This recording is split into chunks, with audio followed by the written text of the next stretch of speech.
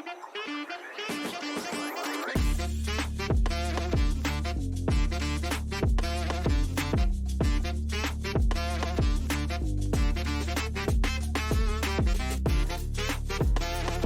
you ready?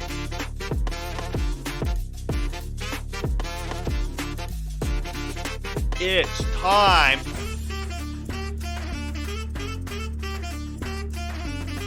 for the Beastcast. I had it a little loud there. I apologize, everybody. It was a little loud. It was hurting my eardrums. But the rumor does come out. Oh, shit. Sorry, bro. The rumor come out. Does the Beastcast is gay? There you go. I don't know. Let's find out. Is the Beastcast gay? Okay. Well, welcome to the Beastcast, episode number 26. As always, I'm here with my lovely partner in crime, my almost divorced father-in-law, Raven Bones. Amazing. The Beastcast Such a tragic. The Beastcast is keeping us together. We're living our life. We're living like Larry right now. But yeah, so welcome to the Beastcast. We're somehow, it amazes me how we are somehow just 26, 25 episodes. Like, I don't remember doing this many episodes like back in the day. Did we really do like 20 episodes? That's freaking crazy. It's also been 6 weeks since we've restarted the podcast. That is crazy. 6 whole weeks. That is crazy. That's almost 2 months. It's getting there. It's about, what, month and a half? Dude, 2024 is almost here. Oh my God, dude. Raven, I'm just going to say right now, the viewers are going to love our Christmas specials this year. Our month of December, our 4 episodes we do Christmas themed. Last year, you thought they were themed. Oh my God, we're going to do so many special episodes. It's not even funny. It's going to be crazy. Oh, that's right. We did a bunch of special episodes last year. We did our ranking our favorite Christmas movies. We did one where we had a fireplace. And we had one where we had Christmas music and Santa Claus. We had Santa Claus come on and call me to tell you how based you were. Wow. But anyways, Raven, how was your week? Oh, it was great. Really? Yeah, I'm loving the cool weather here. Ooh, I'm actually loving the weather right now too. It's like 60 degrees right now. It's nice and perfect outside. It's just been so nice outside recently. Like I'm loving it. Like for you it's going to get colder, but for me, nah, it won't get colder. So I am really excited. Bring it on. Except I won't get to see any snow. Or will I? Loser. Or will I? Oh, or will you? I might come back up north. That might be the special episode, dude.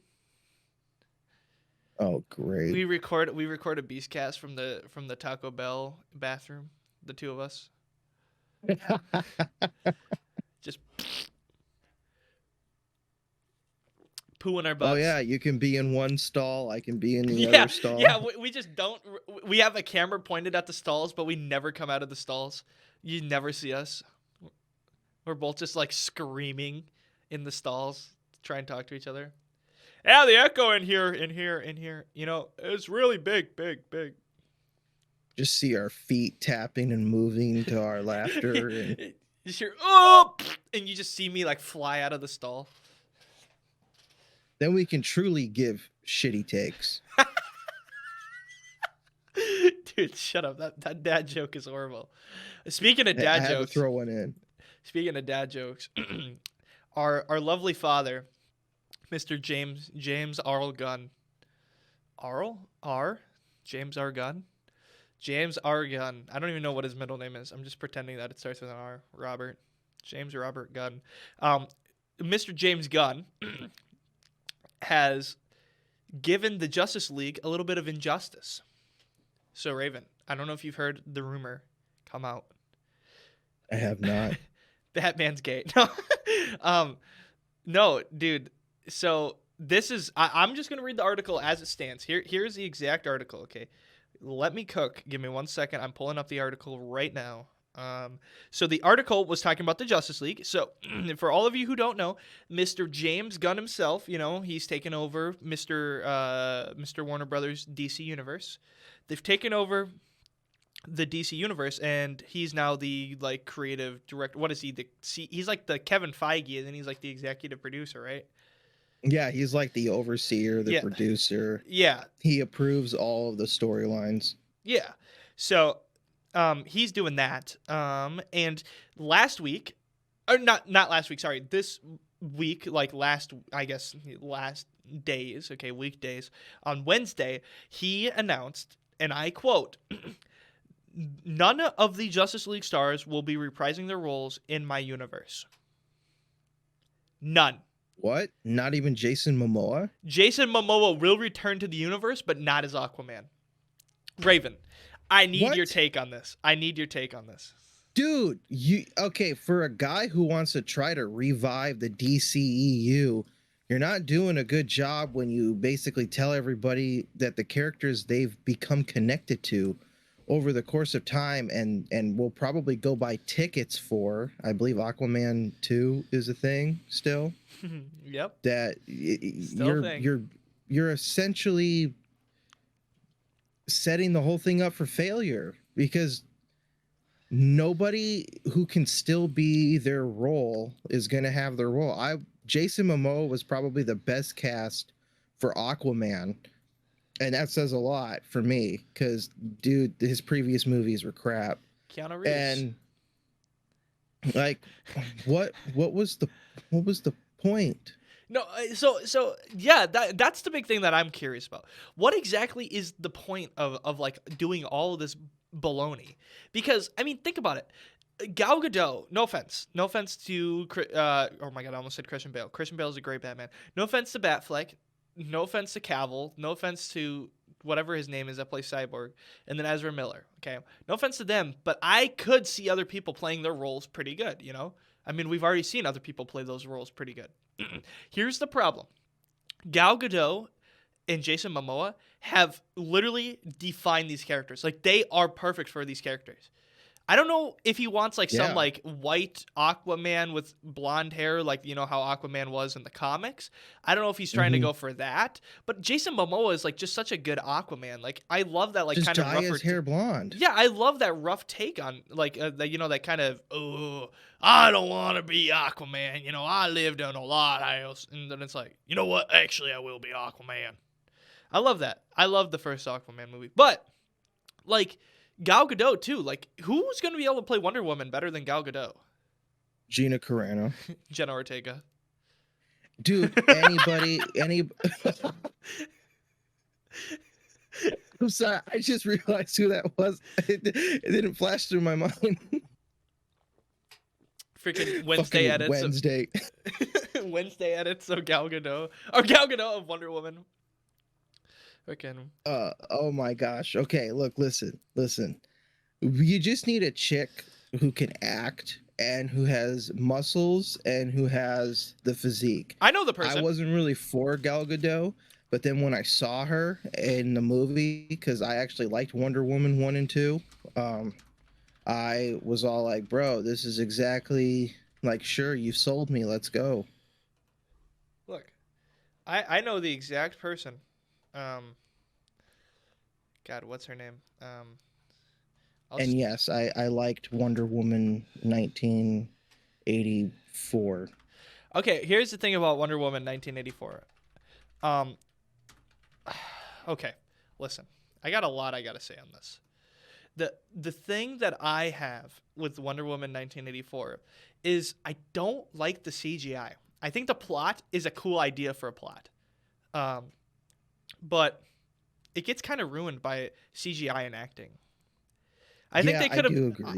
I think Pedro Pascal could have been not the main villain. He's not really the main villain, I guess, because he's an anti-hero, because he kind of has his moment of you know what, I'm sorry. But I feel like he didn't play the role well. I feel like the only person that had good acting in that entire movie was Gal Gadot. Okay, so here's the woman. Her name is Gina Carano, okay? She played in The Mandalorian. Okay? We're just going to do this right here. She absolutely. I'm not gonna put it up on screen, but I will put it up for Raven, so Raven can see what I'm talking about. Switch. God, why is it so hard to change windows on Discord? Just let me fucking. Oh my gosh. What do you think? From Mandalorian. Actually, no, I changed my mind. No? Not anymore. No, she got a little bit too thick. You think she got too thick? Yeah, she was perfect in like that very first, not, I wouldn't say the first one, but like the second row one, like right there, she was perfect. Mm-hmm. And then whatever picture looked like the recent one, in the previous thing, like she got a little too thick. She got too much girth. She's only 41. I always thought for my character, I was workshopping back in the day. I was workshopping a science fiction novel called The Space Odyssey of Konyo Joshi, and I always thought that she is like the perfect role for like a strong woman. Like but Yeah. I agree. She played in Deadpool, didn't she? Yeah, she played in Deadpool, Fast and Furious, I believe 6. Yep, right there, Fast 6. I mean, she can do it. She can throw down. She's pretty nice. God, The Mandalorian is so good. The only role Pedro, I take that back. I'm sorry, Pedro. You are good in 2 roles. You are good as the Mando, and you are also semi-good in the Kingsman movie. That's right. He was in that. He plays Whiplash or Whiskey. Yeah, Whiskey. He plays the guy with the bullwhips. Agent Whiskey. Oh, dude. Okay, tell me Kingsman 2 is not just the greatest idea for a movie of all time. Like, you have like the British, like, you know, their watchmen or their like tailors and stuff like that, and then you have the Americans, which are just whiskey makers. Like, come on, tell me that's not the funniest concept of all time. It is. It's the funniest concept of all time. I love this. Look, guy. okay, back to James Gunn. Like, okay. Yeah. I understand. Okay, we're getting rid of the Snyderverse, so we have to have different people. I get it. It feels like I'm being ripped away from a family. I don't know. Like, it just feels like I'm being ripped away from a family.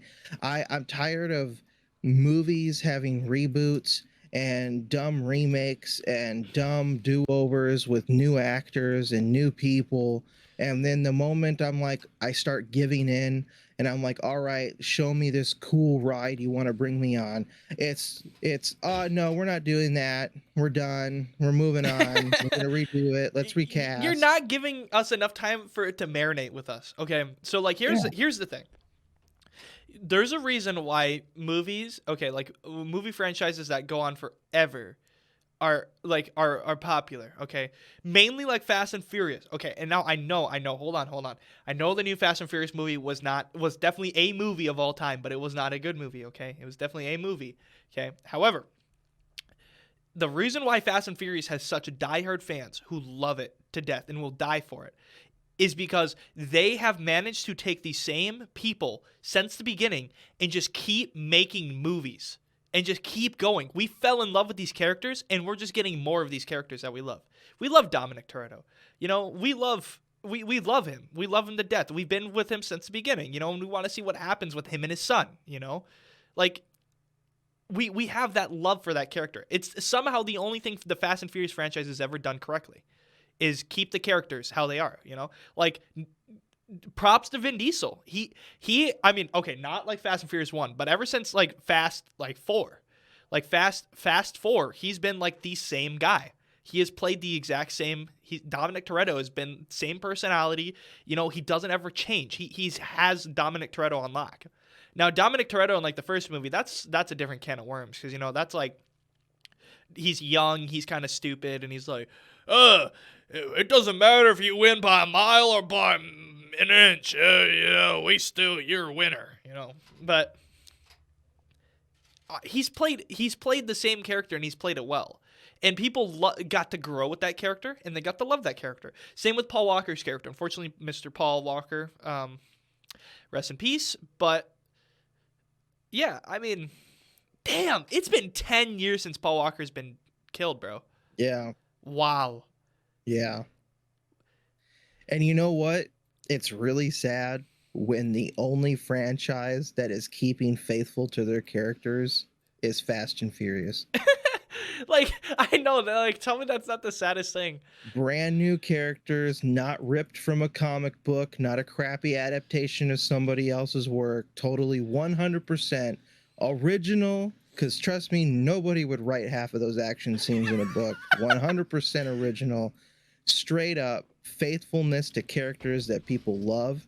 And funny enough, the only thing lately being committed to fans. And that is really sad. And honestly, I think James Gunn needs to shut up and stop telling us what he is and isn't doing with the DCEU and just start pumping out the movies. It's the same thing as Marvel. Let them speak for themselves. It's the same thing as Marvel. Marvel is starting to get rid of all their original actors. You know, we have all these new heroes and new movies coming out, and like a lot of the old actors. I mean, some of the only actors that are still like prevalent, kind of, that still exist is like Benedict Cumberbatch, Tom Holland, which they're not even, those are newer characters. Like that's 2016, 2017.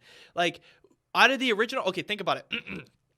Out of the original characters from the first phase of the MCU, we have what? Thor.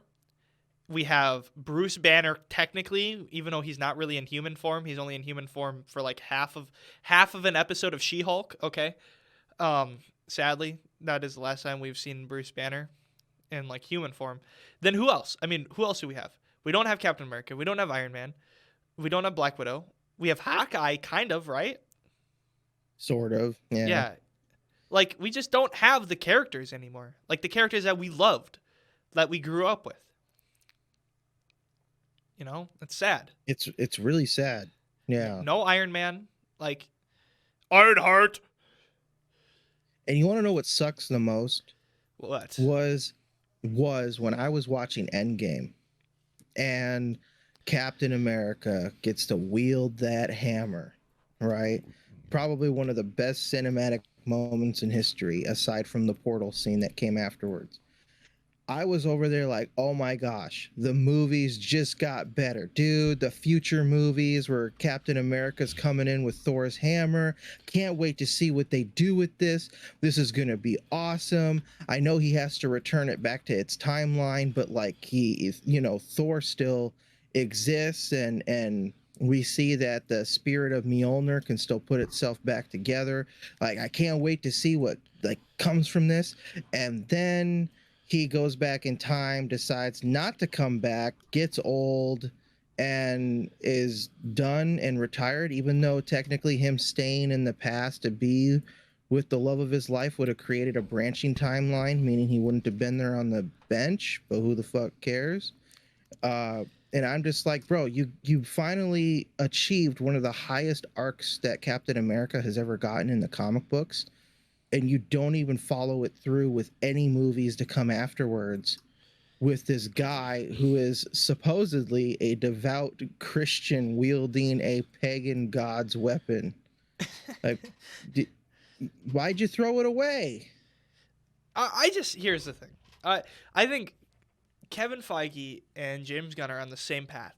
They want to make their own little universe like that they have control over. I know me trying to put in a football reference wherever I can. I know I love it. Here's the thing about this. It's the same thing in football when a team tells you, we are a record-breaking franchise. Okay, people who say they're doing something that's like history-breaking or groundbreaking, it usually are not doing something groundbreaking. It's the people who show us. It's the people who do that groundbreaking stuff. Okay? Like, if somebody's walking around saying, I'm the greatest scientist of all time, I've discovered so many things, that person's probably lying. That person is probably... Nobody usually goes out and does that. Okay? People, if you actually did something like that, you don't need to tell people that. You show people your work. Instead of saying, I did this, show them, look, here's what I did. Here's the thing I did. Not say, yeah, in 2019, I actually discovered something smaller than an atom. You know, like, okay, well, show me. Well, it's in my lab. Like, okay. Speaking of superheroes, you don't see Superman going around going, "What are you gonna do? I'm unstoppable. I'm invincible. Yeah, that's right. I am the best. Try to shoot me, but you can't." He doesn't do that. Why? Because in his action and his heroism, you see it. Yes. The only Because it's person who there. does that's like Superman is Homelander. And that's because Homelander's a fraud, technically.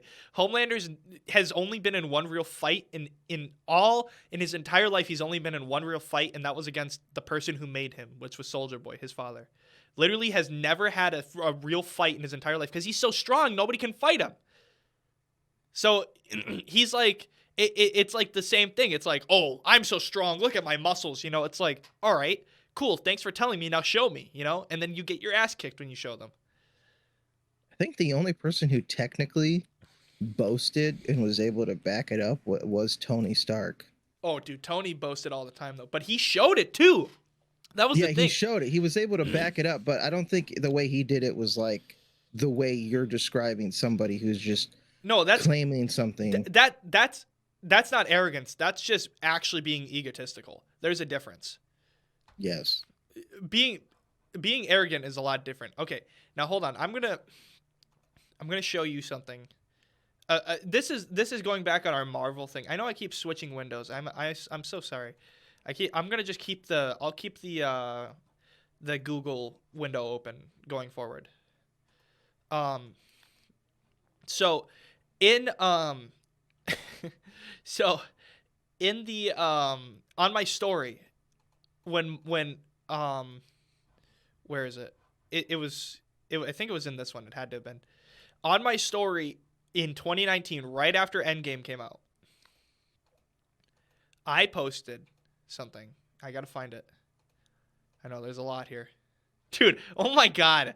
I'm horrible. That was bad.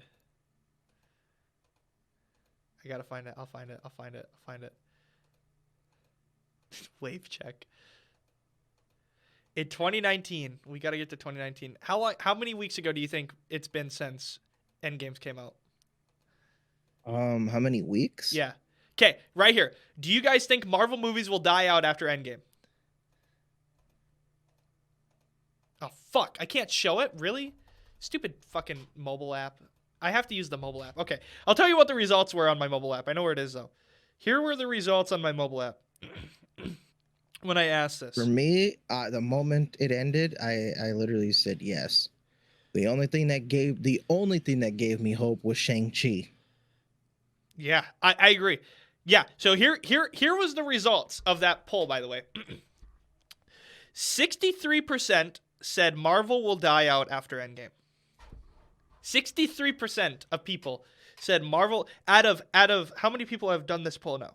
4,000 people have done this poll in total because it's been on my account forever. 4,000 people have voted on that poll.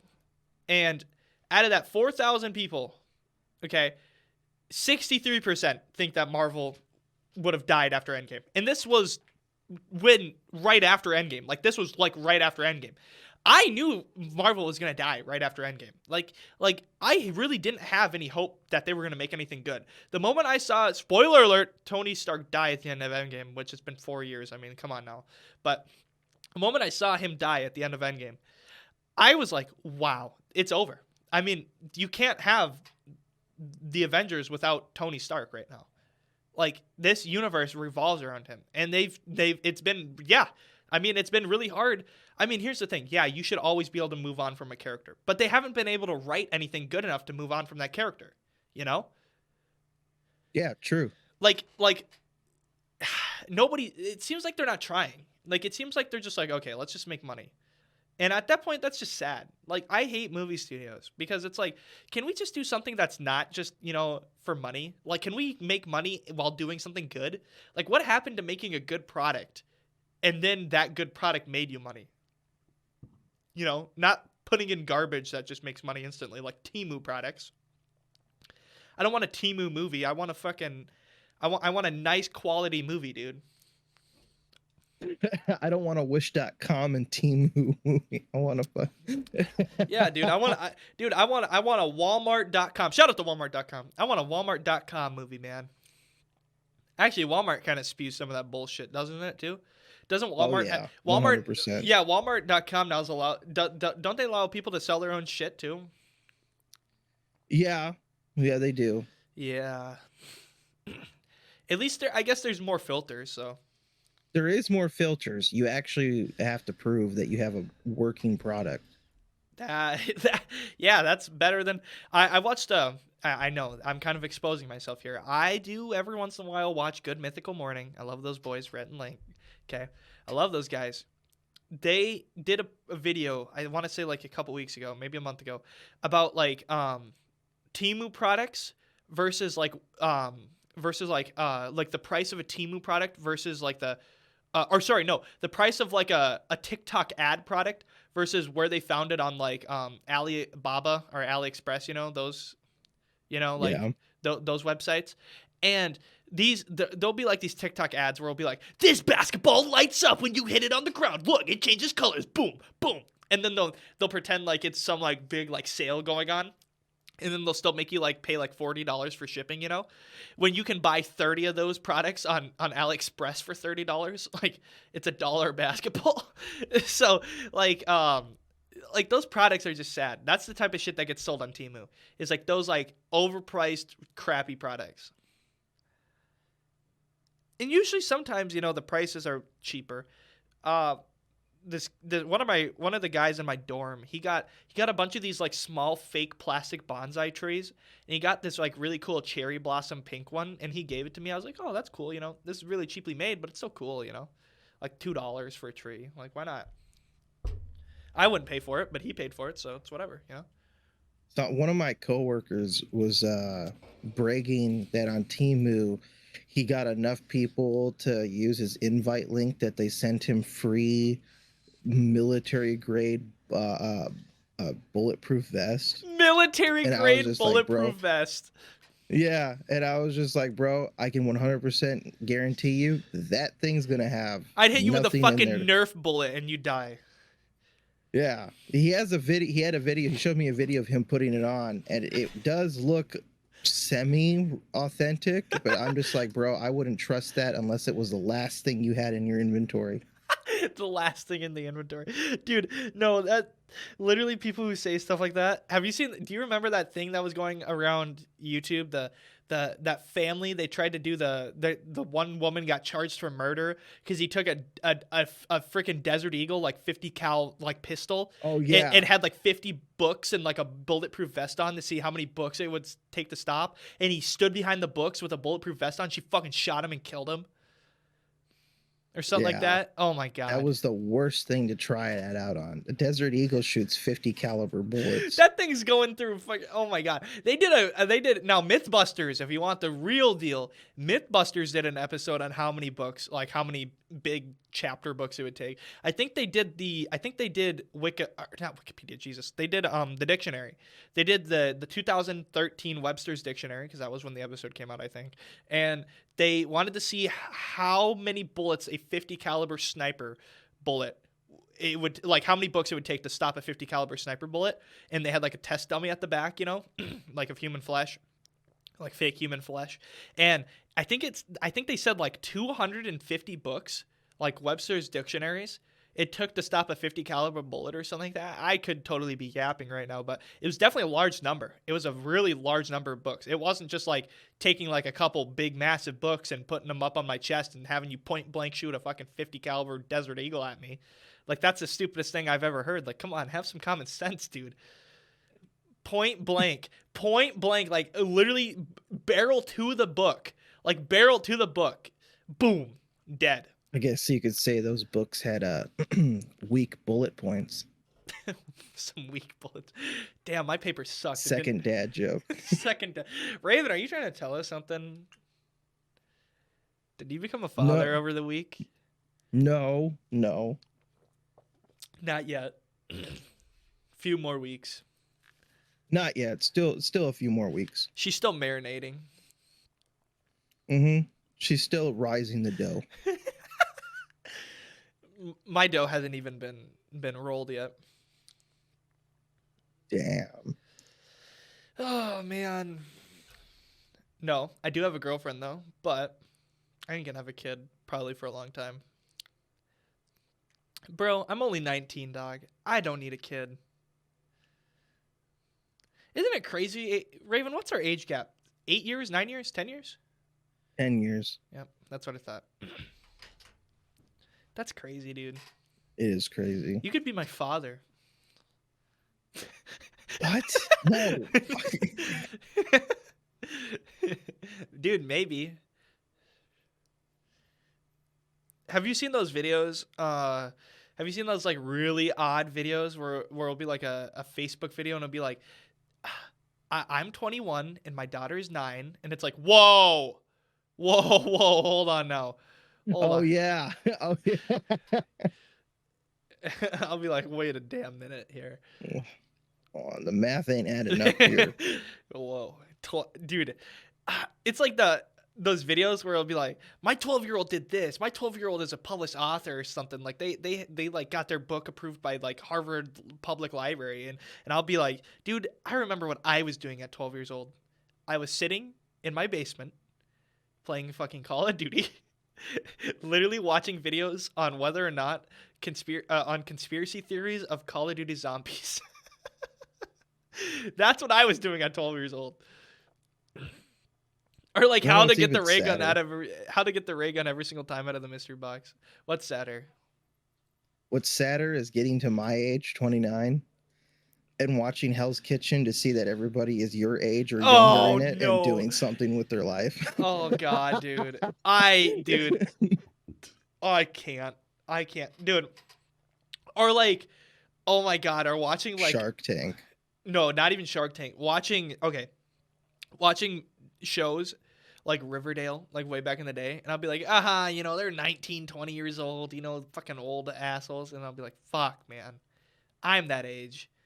No, I'm as old as the characters I'm as old as the characters I used to make fun of, dude.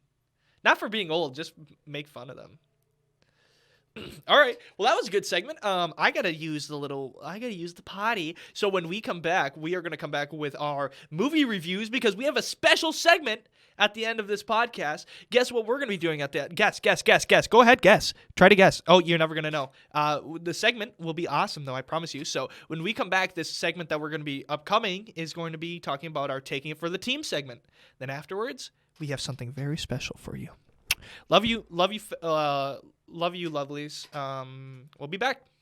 This podcast is sponsored by KILT Radio, Lyon College's student-run radio station. KILT Radio plays a selection of playlists throughout the day and has student, faculty, and staff-hosted shows.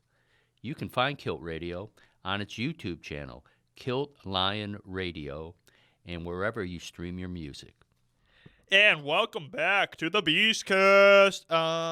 Where we left off, we were talking about a bunch of random stuff, and I said that we were going to be having a cool segment right now. So, of course, we did this last week, and going forward, we're going to be doing it because we love to do this because we do the hard stuff so you don't have to.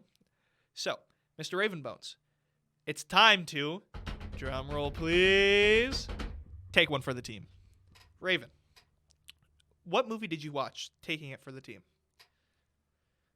The Meg 2, The Trench. With Jason Statham? With Jason Statham. And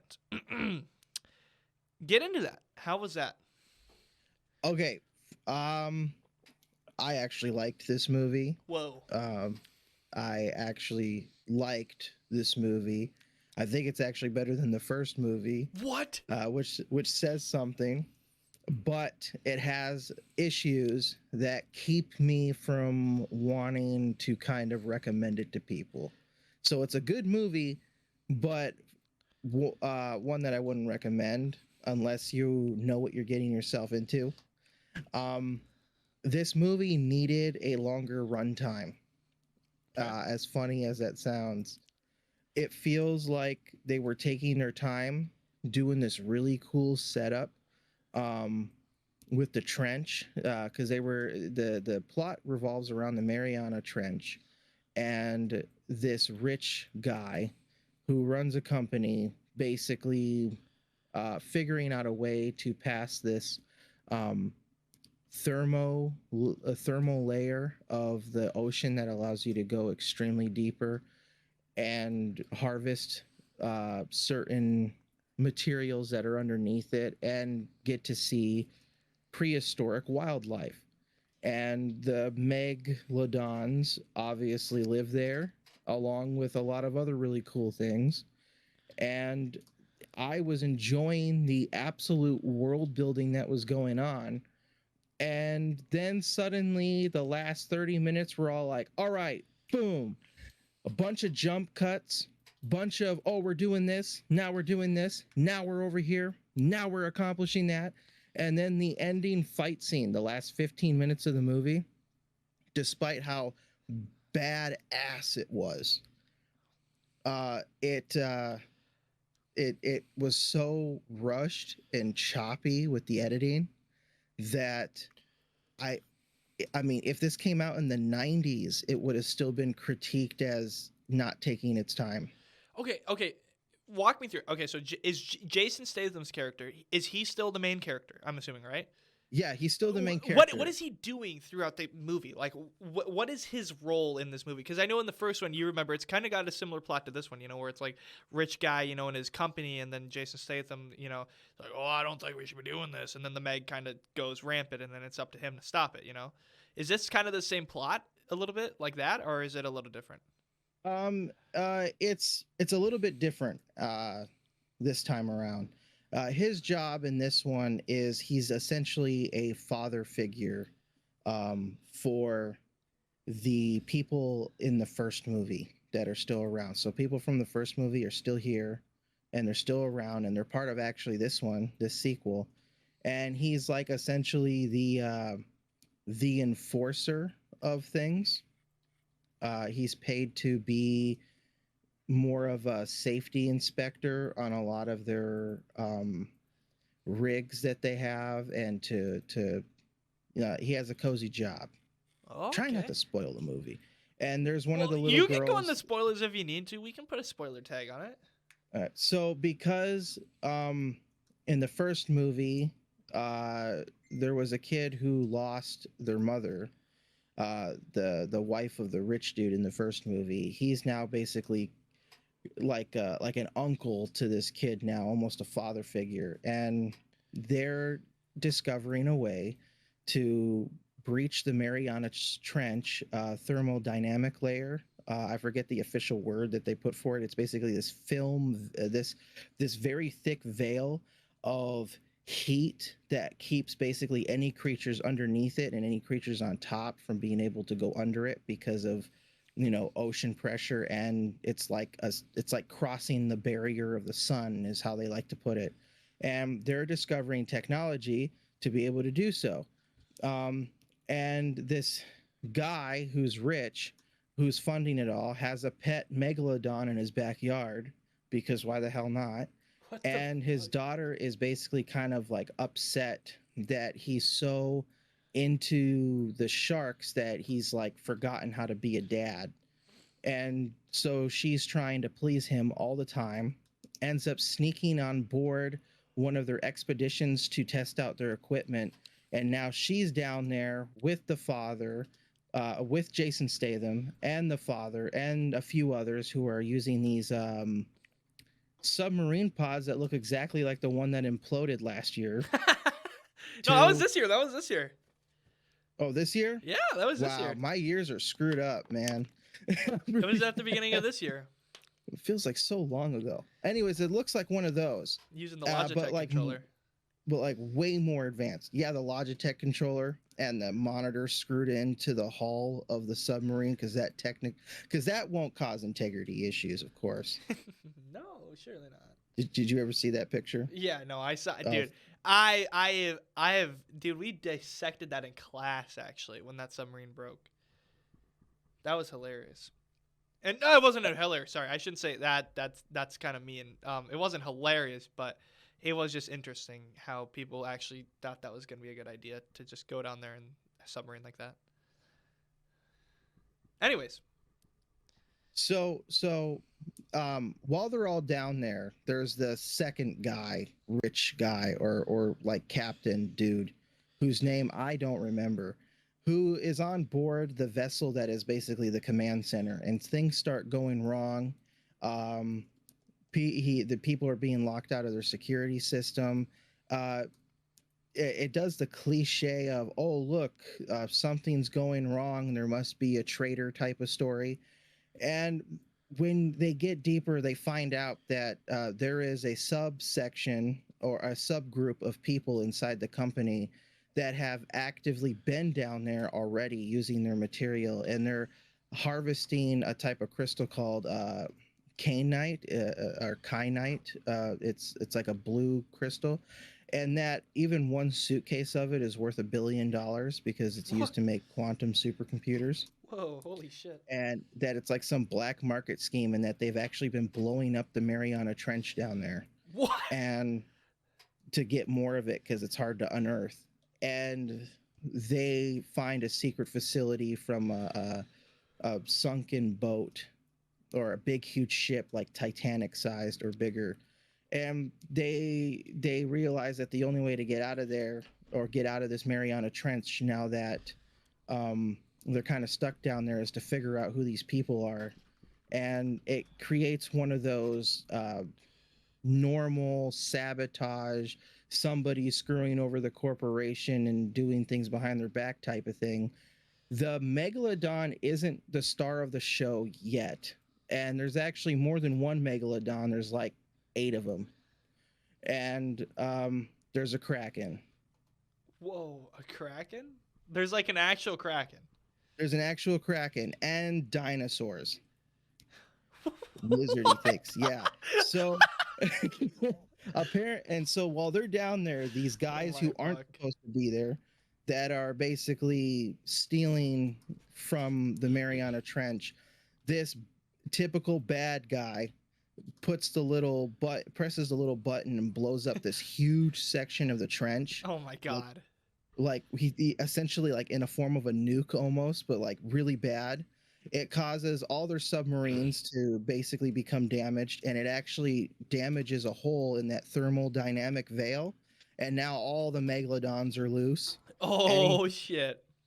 Yeah, anything that's happening, anything that was stuck in this like prehistoric biodome, thanks to that layer, is now free. And typical uncovering who did the bad thing, typical, scheme plot, and then it ends up with, hey, look, these Megalodons are actually going to an island where a bunch of rich people are partying, and things are about to get bad real quick. And so Jayson Statham's, God, I can't pronounce his name, dude. He needs to change his last name, bro. Jason's stupid bald head they all get up to the surface after some very beautiful tension, and they're just like gung-ho straight to the island, and Jayson Statham freaking kills like over half the Megalodons while riding on a jet ski. Is that like the final battle? Dude, this could have just been a superhero movie. Dude. And these little lizard dinosaurs that were in the biodome that were down there with the Megalodons are now roaming the island, killing people on land. Literal Return of the Dinosaurs. And then the bad guys are there too, because the bad guys were fleeing.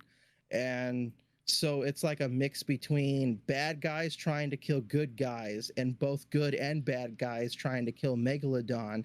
And just when everybody thought their problems were over, ginormous Kraken comes out of nowhere from the abyss, tries killing everybody, and one brave Megalodon fights it in one big monster battle.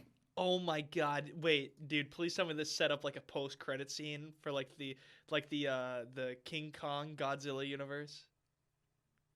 Yes. Did it? It did. Wait, are you serious? It did. Yeah. You're serious? No, you're lying. You're lying to me.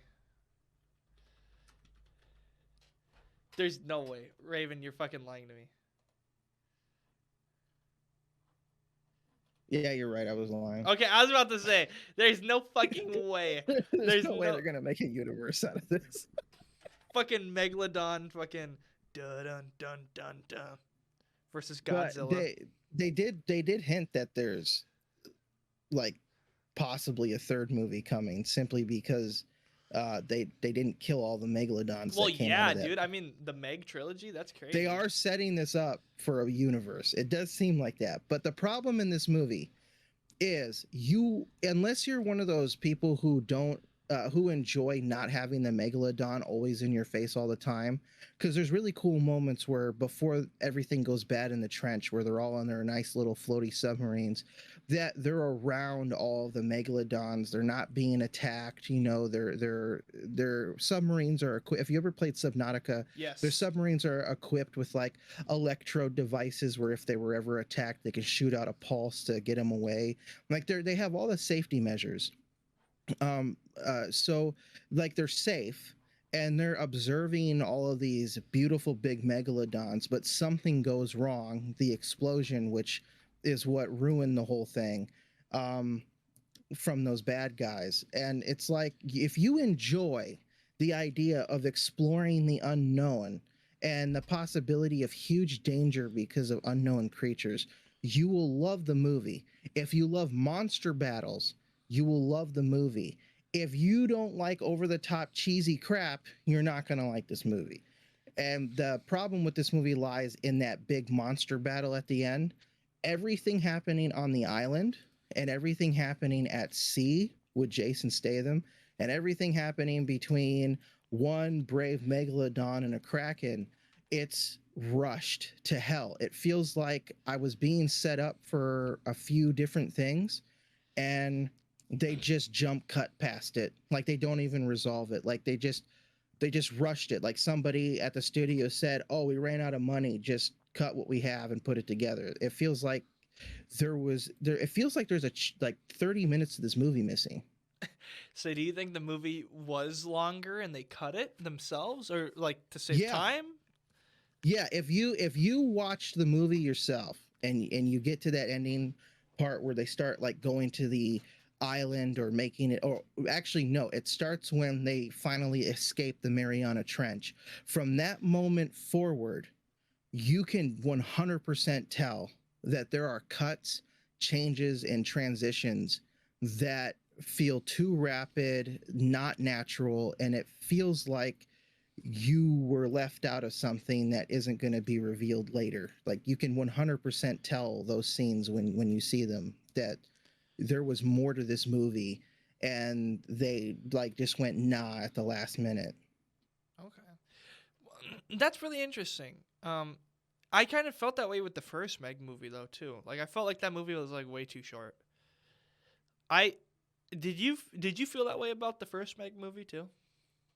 I actually didn't feel like it was too short. Really? I felt like for a cheesy 90s action, here's a big shark type of movie, that I was getting what I got. Here they actually tried to do like world building where it was like, I actually, funny enough, despite a rushed ending, I want a third movie because I want to go back to this. I want a movie dedicated to this Mariana Trench world that they just revealed to me. Yeah. So, what would you rate this movie? This is so hard because the payoff of it is so clunky near the end, despite all the, I mean, the effects are better than, how would I put it? They're the type of effects you would expect from a monster movie. Like they're on the same level as Rampage, the one with The Rock, but like better than the Rampage. Dude, but like not Rampage was a home. movie. Rampage was a movie. It was a movie. It was. And funny enough, even that movie got the monster fights not as rushed as this. So, but What? I actually enjoy. Yeah, I know. It's hard. If I had to give it, it's hard to give it a rating because the first hour and 15 minutes of this movie were enough to satisfy me until they overdid the jump cuts of the final climax. So I guess for that reason, unless you don't mind it, I have to give it a 6 out of 10. That's fine. It's Just your above. average monster movie with some good, really good moments. I just want to point out something a little bit, not pertaining to the Meg. I don't know if you can see this, Raven, on screen. I looked up Jason Statham, and it said, how many languages does Jason Statham speak? And the reply is English. not a number like, oh, he only speaks one language. Just how many languages does he speak? English. He speaks English. You gotta love results. Okay, the kind of cheesy classic like do you remember that Equalizer spin-off not spin-off but like Yeah. that he had Wrath of Man, this movie. Do you remember this movie that he was in where he essentially is just like a where he's essentially just like a like a Equalizer like type of guy where he's like fucking crazy good at like his job, like as a killer, like as an assassin. And he just kind of, yeah, dude, that's probably like my favorite Jason Statham movie of all time. Okay, if we had to rank Jason Statham movies, do you think The Meg 2 is up there in his best movies or no? No, but I think it deserves an honorary mention because this dude's riding a jet ski with dynamite strapped to a spear, killing megalodons.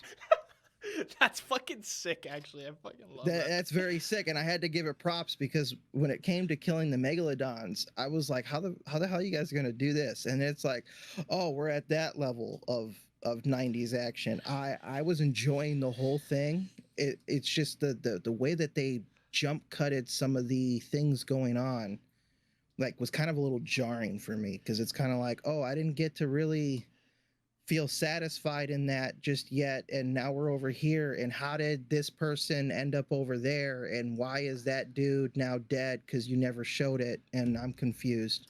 Have you ever heard Jason Statham try to do an American accent? Yes, I have. It's funny. Oh my gosh. Okay, so are you gonna watch? My question for you is next week for you're taking it for the team. Are you gonna watch The Expendables 4 then? I will. Okay. Yeah, I mean, let me know how that goes because that has Megan Fox in it, dude. That's her first role in like forever, What? isn't it? Yeah, look, Megan No, Fox. I didn't look at the cast. Are you serious? Yeah, she hasn't been Oh in my these. She hasn't God. been in like a big movie in like 10 years. I feel like. Okay, here's my opinion on the Expendables. Okay, I know 100% these movies, starting all the way back from number 1, because I was there when number 1 came out. I remember and I knew that these weren't going to be the best movies in the world. I liked the idea of the Expendables because it was about taking action heroes and actors that everybody seems to have just forgot about or are underappreciated and putting them in a role in a movie where they could just do their thing because they can't really do Oscar-worthy acting anymore. And that's what everybody is now into. And they're not into the one-liner cheesy crap that they used to be in. And that this was just their way of just having fun, like Vin Diesel in his Fast and Furious movies. And for that reason, I actually enjoyed the hell out of 1, 2, and 3. I don't know about number 4. I watched the trailer to it and I was kind of like, look, like, you guys are going to start needing walkers soon. I don't know. Dude, can I just say, I didn't realize Megan Fox was only 37 years old. That's pretty. Why the hell is she in the movie? Shia LaBeouf is only 37 years old too? Wait, what? Wait, whoa. What? No, that dude's 45. It says right here. It says 37, June 11th, 1986. No way. Yeah, I'll be watching The Expendables. Oh my god. Dude, Holes. Okay, is Holes your favorite Shia LaBeouf movie? No. No? You think Transformers 2007? Yeah. Okay, that's reasonable. Okay, fine. I'll give it to you. Do you know what my favorite movie of his is ever? What? The Greatest Game Ever Played. This movie. It's a good. Oh, I forgot that movie existed. This movie's so funny. It's a great like early golf movie. I just love that Shia LaBeouf's like secretly kind of like a crazy fucking guy. Like he's absolutely mentally insane. And then like, do you remember that thing? Like somebody said like he like came on the set of one of the movies he was on, where he was playing like some like bum. Or no, I think it was in Fury, on the set of Fury. Like, he didn't shower for weeks to try and get into the role, and he stunk so badly. Yes, and Fury was a good movie. That was a good movie. Was this directed by, who is this directed? Oh, I don't know who that is. Oh, David Ayer? That sounds familiar. I just remember seeing this movie everywhere. This got John Bernthal in it, dude. Hell, yeah. I loved it. Let me tell you something. All right, let me tell you guys something. Yeah, you watched a movie. I did watch a movie. We took 20 minutes to talk about that one, so I'm gonna take 10 minutes because my movie wasn't as good as that movie. Actually, it was good, but in its own way. So here's the thing. I watched a movie, and it's called 65. And unlike having a name like Jason Statham, where it's hard to pronounce, I have the easiest name in the world to pronounce. Kylo Ren. No. Adam Driver. Adam Driver is the lead role in the movie 65. And let me tell you, I swear to God, this movie isn't just called 65 because it takes place 65 million years in the past. It dead ass, I almost had to stop watching this movie like 65 times. Like, there's so many points in this movie. Okay, so let me just give you the rundown. So 65 is a sci-fi thriller action adventure movie. Okay, so it's got the typical plot where, oh, I'm gonna be on this long space journey where everybody's in like hyper sleep, like cryo freeze, and Adam Driver's the only person on the ship that's awake. He's manning the ship. And I don't know why there's people in cryo freeze because I don't exactly know where they were going. They were just going on some long expedition, and then they're on their way back, and they end up getting into a big meteor shower, and the meteors end up hitting them onto this like unknown planet, but it's breathable. It's got like air, it's got vegetation, it's got plants, it's got trees, it's got everything.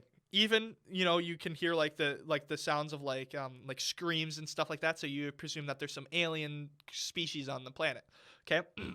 Well, then, after the reveal of like a big dinosaur, which, by the way, this movie's about dinosaurs too in a way, you find out that the movie's called 65 because it takes place 65 million years in the past.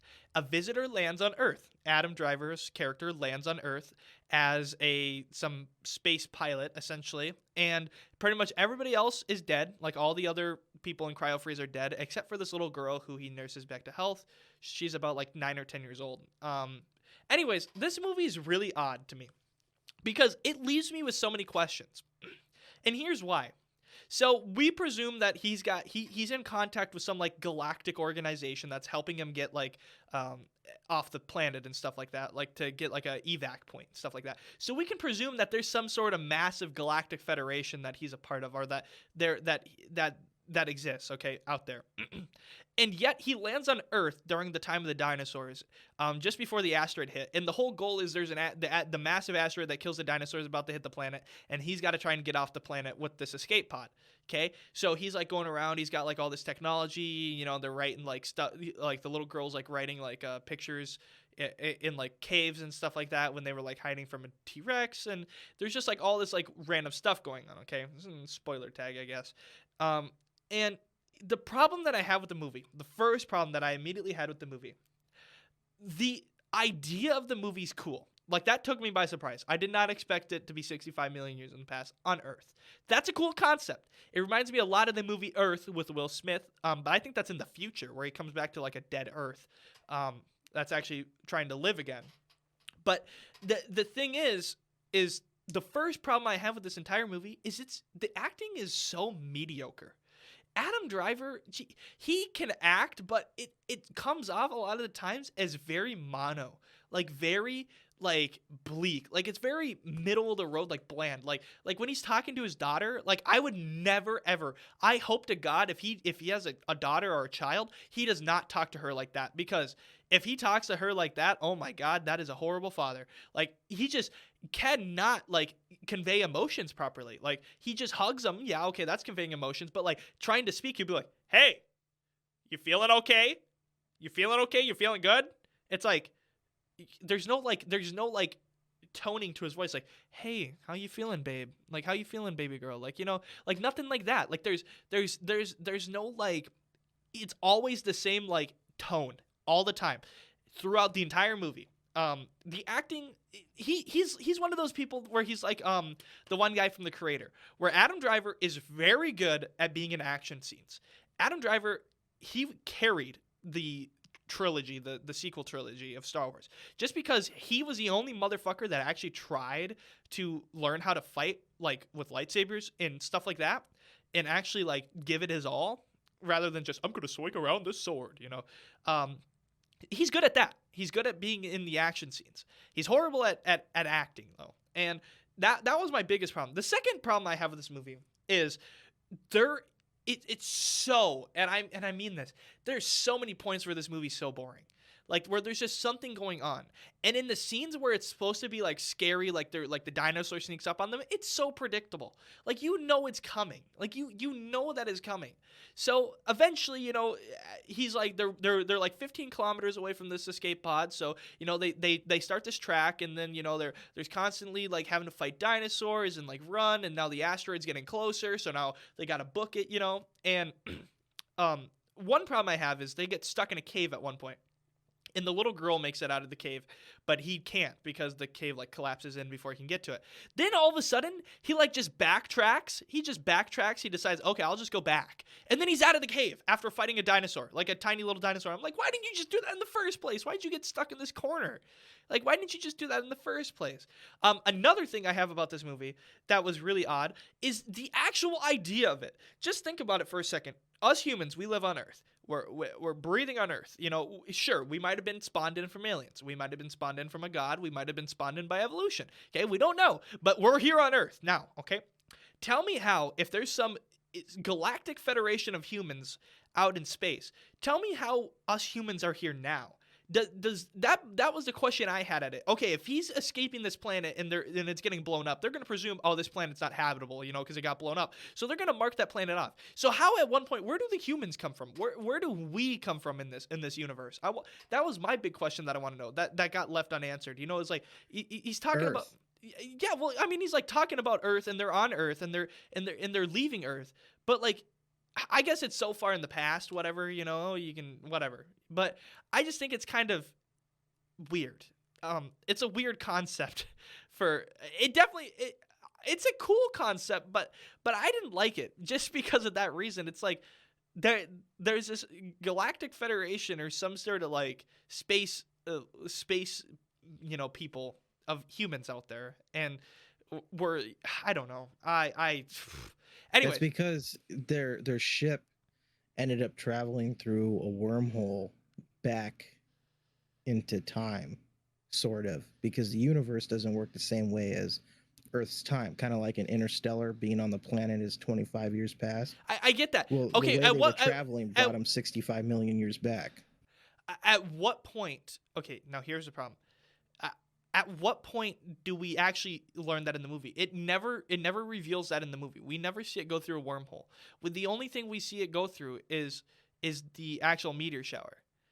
And it claims that it's 65 million years in the past on some uncharted planet. And he would immediately, like, he would assume that it's, like, he's also calling out to those people for distress signals, right? So it's obviously taking place in real time. Like, it's not like he's taking a distress signal and it's traveling through the wormhole too, and it's going 65 million years into the future. I don't think the humans are from Earth. I think they're from their own thing. I think they're from their own federation or something. Anyways, so they eventually escape after fighting some weird frickin' dinosaur. They fight a couple T-Rexes, and then there's like this T-Rex hybrid, like 4-legged T-Rex that they end up like killing with a geyser. And then they escape into the escape pod, and they go up and you watch the Earth blow up, which is actually a pretty cool scene. The CGI was actually okay, I guess, for that scene. So here's the thing I have about the movie. Overall, I think the concept of the movie is a cool concept of, like, you know, like it's kind of like the Star Wars, you know, like in a galaxy far, far away, you know, these humans and other creatures, you know, they all live together and they're space wizards, you know. But the movie just gets so bland for so long.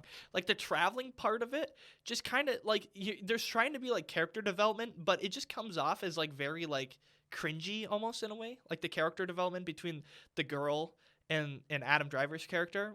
And she also doesn't speak English, so she's like, he keeps like talking to her in English. Like even after knowing that she can't understand him, he still talks to her in English and in acting like she can like just for the viewer to understand, which that also came off as really dumb to me. So my take on this movie is I'll give it a 6 out of 10 too. I think it was above average. However, I've never been in an hour and 32-minute movie more where I actually thought it was too long. Where I actually thought there was, like, in an hour and 32-minute, like, okay, let's take a look at movies that are about an hour and 30, hour and 40 minutes. We have movies like American Psycho in that category, okay? We have really good movies that are an hour and 40 minutes that get through almost an entire, like, half of a novel.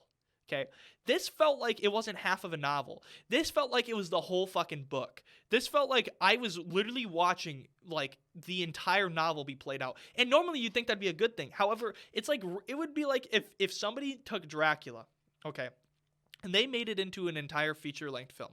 Do you know how boring that movie would be? Because the entire novel of Dracula is just a bunch of letters and journals of them just talking about them just standing around, talking to each other. Okay, if I just had to watch a 15-hour-long movie of people having dialogue, I'd fucking blow my brains out. Like, I can't handle that. Like, that's kind of what it almost felt like. It felt like I was just watching, something happen that, like, was super boring throughout most of the film. But when the action did happen with the dinosaurs, it was pretty good. I also think that the CGI was very good for this obviously not being a massive budget film, which is nice. It kind of reminded me of The Crater, how it utilizes like very good, long periods of CGI. It's very nice. I love that. And I just love a good sci-fi film too. So that's what brought it up to a 6 out of 10 for me, I think. I would like to see more of this universe, though, just because I want to know more. I want to know more. It left me wanting to know more. That's a problem. When a movie leaves you, a movie should always leave you with questions, but it shouldn't leave you with too many questions, I feel like. And this movie almost left me with too many questions than answers. So yeah, I'll give it a 6 out of 10. Raven, you also watched this movie, but a little bit ago. What did you think of this movie? I mean, Adam Driver's acting was one thing you had pointed out already that I felt like could have been better. But to be honest, I actually enjoyed the movie. I'm not saying I didn't enjoy it. I'm not saying I didn't enjoy the movie. I just like I did feel like it was a little boring at times. Like here's a good way to sum up the movie. You're going to enjoy your first viewing through it, and you're going to be like, dang, I went through that, but you're never going to pop it in again. I would agree, yeah. Also, I want to shout out to Netflix. This is why I don't fucking use Netflix for anything ever. I watched it on Netflix because it's on Netflix. And shout out to Netflix. No matter if I watched it on my computer with 700 megabyte download and 800 megabyte upload, or if I watched it on my phone with great internet and in semi-okay cellular data, it was literally in pixels. Like it was literally in blocks. Like I was watching it in 480p. So shout out to Netflix. Thank you so much, Netflix, for making my experience amazing. And with that, we are going to end the segment. So when we come back, we have our special segment that we're going to be doing just for this episode. Maybe we might do it some more. We've done it in the past, so you should probably get ready. We'll be back. Okay, so before we get to the next segment, I have to give you guys a little disclaimer. This is actually post-editing Jayson, so I'm from the future. I must warn you of something that is going to be happening in this next segment. Nice. Segment. In the next segment, essentially, it is a visual-based segment. However, so we also have it audio-based as well. So for all of you lovelies who are listening to the podcast on Spotify or wherever you're listening to this at, first off, thank you. And second off, you can listen to this segment, but this segment is actually split into 2 parts. So we have an After Dark segment, so you can see essentially our tier list finished. But to hear the beginning of our tier list, you're more than welcome to listen to it and then, watch the rest. However, if you do want to watch the entire segment of this final segment of where we're ranking stuff on our tier list, you're more than welcome to go to my YouTube channel, Spoon107, and watch not only the Beastcast itself there and get the segment, which will be posted on its own, but also get the After Dark, so you will see the rest of our segment, because the segment ended up running about an hour and 45 minutes long, and we could only fit a 45-minute segment into this episode. So, with that disclaimer in mind, if you just want to listen to the rest of it and hear us joke around about the first 10 years of the 2000s, go right ahead. If not, I hope you will see us on YouTube on Spoon107. Take care. And we are back with the Beastcast. Now, this is our special segment, Mr. Ravenbones. So, this is a cool special segment we have. This is called tier list. We did one of these a long time ago, about almost a year ago on the dot. I think it was in early November last year. We did a tier list of... What did we do a tier list of? Did we do a tier list of Batmans, right? Yes, we did. Other costumes. Yeah, of the Batman costumes, that's right. So we did a tier list of the Batman costumes, and that was a whole episode. This is just like a 35-minute segment that we're going to do, possibly 40 minutes, because that's probably how long it's going to take. We don't have that many years here. Just a good, 23 years. Is that really 23 years there? Like, if I count that doesn't feel like 23 years, right? No, that doesn't count. That doesn't seem like 23.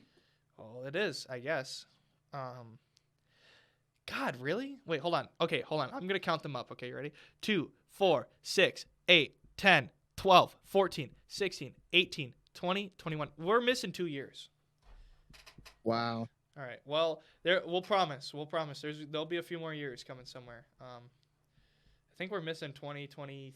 I think we're missing 2016. No, we have 2016. Fuck. Remove it. No. It won't leave. Are we missing 22 and 23? Is that 2023 right there? Yeah, that's 2023 right there. Oh yeah, we're missing 2022. Okay, that's why. We're missing 1. Sure. Yeah, there we go. That one's not on there. There we go. Okay, so we're going to start. So essentially, this tier list is about years. This is about our decade up to the point now. So we are including 2023 because we've been through 2023 enough to know how we feel about it.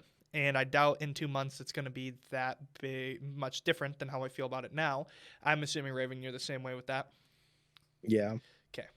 So we are going to be doing the 21st century tier list. I don't think anybody's ever even tried to do this before. 21st century tier list. How are we doing this? Well, just how we feel about it. We don't really care.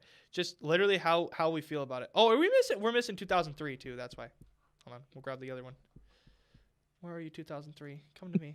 2003. No, we're not missing 2003. We're missing 2002 then. Aww. Dude, we're going to have so many leftovers. This is fucked. This is a fucking shit show. What? What? We literally... Wow, good going, bro. Okay, no, there we go. Okay. All right, there's 2000. We found it. We found 2000. She's alive. Okay, that's 23 years there. We have 23 years. I know it doesn't look like 23 years, but trust me, we have 23 years here. So, essentially, we're going to start from 2000, and we're going to work all the way to 2023. What we thought about the year, what we think about the year. Now, to be fair, I wasn't alive for 4 of these years, so the first 4 years are going to be all Raven, and then going forward, I'll have a say in them. So, Raven, why don't you kick us off with the year 2000? Start us off with the year 2000. How old were you in 2000? I was about 5. Mm-hmm. Actually, no. Hold on. I was 6. And how was 2000 for you? 2000 was actually cool. Really? Yes, man. You had all the cool coming. You had all the cool shows on TV as a kid. You had Stanley and his goldfish. You had Dragon Tales. You had Kirby, Sonic the Hedgehog. Sonic X was about this time, wasn't it? Or was that earlier? What? Was Sonic X earlier than this? Yeah, it was way earlier, or coming, or it was around the early 2000s. Sonic X was, because it was out for quite a time already. Where once the Game Boy Advance SP came out, you could buy like the first 2 episodes on a little cartridge for it. Okay. Yeah, so that would have been about this time, wouldn't it? Oh, and then you had the Game Boy. Oh, man, the Game Boy, the Advance. Game Boy Advance, and the Game Boy Color, man, that being able to bring all of your favorite things on the go. They were the funniest handhelds ever because you needed light to know what the hell was going on, and there wasn't a backlit screen on those. Yeah, the Game Boy. Did you actually own an original Game Boy? I don't own an original Game Boy now. Do you own any Game Boys? I have a Game Boy Advance SP. Ooh, That's the older than you. Yeah, no, I had a Game Boy Advance SP too. It's the flip ones. Like that was like the precursor. I bought mine before you were born. No, I know. Yeah, they were the flip ones. Like they were the predecessor of the DS. They were beautiful. I was up all night playing Nightmares in Dreamland with Kirby. I had a Game Boy Advance SP way later. And I also had a DS, but the Advance SP I played The Amazing Spider-Man 2 on it. And it wasn't like the PS2 game where it was actually like good. It was pretty bad. And also the Game Boy Advance SP, for all of you who don't know, the Game Boy Advance GBA is what it's referred to as, had a Mario Kart game on it, which I sped ran for a decently long time way back in the day, in like the early 2015 or like mid 2010s, like 2015, 2016. That and Mario Kart 8. I was trying to get time trial world records on that. And so that's my only history with 2000. The only other thing I know about 2000, it was a good year. Everybody thought Y2K was going to happen. All the computers were going to reset and the whole entire world was going to blow up. You know. Yeah. And also this was the year the Vikings had the hardest loss to the biggest deficit in football history in a playoff game, 40-0. So it was a very tragic time, but it was also a great time. So Raven, where would you rank this? Like if we had to rank this, where would you rank this? It was a C. You think it was a C? Well, it wasn't like good, but it wasn't like perfect. It's not memorable. Okay, it wasn't memorable. It was just a year. It was just a year. Yeah. I mean, yeah, I agree with that. I mean, what else happened? Nobody got elected in 2000, did they? No. Yeah, so there was... They did. Wait, Clinton? Bush got elected in 2000? He was only through 1 year presidency when the thing down there happened? Yeah. Oh. We're going to war with Iraq. All right. Yep. Speaking of tragedy, are we putting 2001 in F? Yes. Okay. Yeah. Sadly, it gets an F. So the United States got humbled by conspiracy theorists will say by themselves. Others will say it was by Iraq. Some say the United States just wanted to go to war with Iraq and the Middle East, and so they did that. But either way, it was a tragic time. A lot of people died. Over 1,500 people died, I think, total between the two towers, which is kind of fucked. It also is the reason why TSA exists, which is the only reason I'm immediately putting this in F, because I have to sit through 3 hours of nonsense where they don't even check anything. They just go, if you got anything in your bag, take it out right now. You know, like when I'm trying to I'm just trying to fly to Memphis or something, dude. I'm just trying to go somewhere. Like, you got any knives on you, sir? And they fucking grab my dick. Like, dude, get off me, bro. Like, I ain't. And he's like, oh, you ain't packing a weapon in there, that's for sure. Like, dude. That's funny. I'm just trying to get on a plane and go, man. They ruined planes. And also after this too, I think maybe that was in the 90s actually. I think it was during 2000, like during 2001, during the whole like revamping of the plane security and stuff. They banned smoking sections on planes too. That probably was in the 90s, I think though. I think that was during there was a problem with like smoke getting into the ventilation system and causing problems or something like that. So, but yeah, they ruined planes, man. I'm pissed. I don't like getting my dick touched when I'm at TSA. Take your underwear off, young man. All right. Okay. So, Also, the implementation of martial law. yes. Now, 2002. This is actually 2003. Where is our 2002 picture? What the heck? Where's our 2002 picture? Bro, where'd you put our 2002? There it is. Okay. Oh, we put we put 2002 in C when I was trying. Whoa, 2002 wasn't in D, but okay. There we go. 2000 was supposed to be in C. Okay, we got it set up. All right, 2002. Where are you putting 2002? No, hold on. 2002, year for you. How was it? Dude, it was beautiful. It was beautiful? Why was 2002 beautiful? Launch of the PlayStation 2. Yes! No, that was 2000, dude. Come on now. What? Yeah. No. Yeah, 2000. Dude, I know my PlayStation dates. Launch of the PS2. 2000. It was 2000. Yep. It was 2000? Yeah. So What the I thought it was 2002. no, the Game Boy Advance launched in 2001, the PlayStation 2 launched in 2000, and the GameCube launched in 2000. You're thinking of the Xbox. The Xbox launched in late 2001.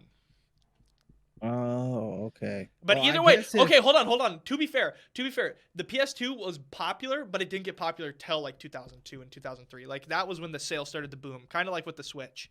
So I can see why you would think 2002. Still, this was like the height of PlayStation 2. Yeah, 2002 was the height of PlayStation 2. So many games. We had, let's see, which one was it? Ratchet and Clank. Ratchet and Clank was the first one.